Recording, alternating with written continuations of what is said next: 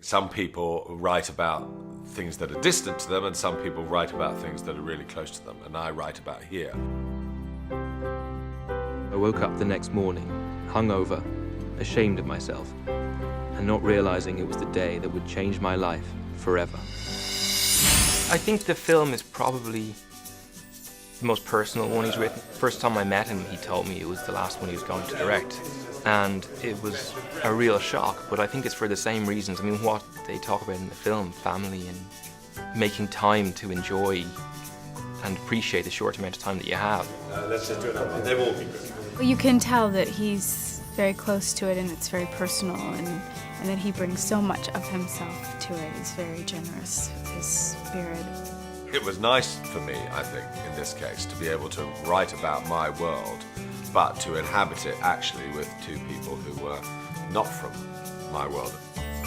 I'm gonna go into the bedroom and put on my new pajamas, and then in a minute you can come in and take them off. I'm sure it'll be better next time.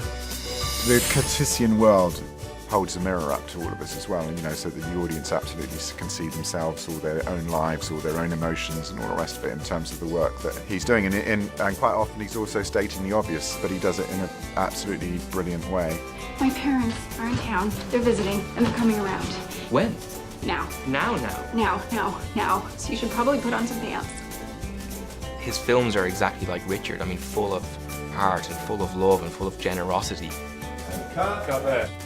He's plugged into people's hearts. He just is. He is talking about things that most people deal with. I am so uninterested in a life without your father. Mary, well, let's make some tea.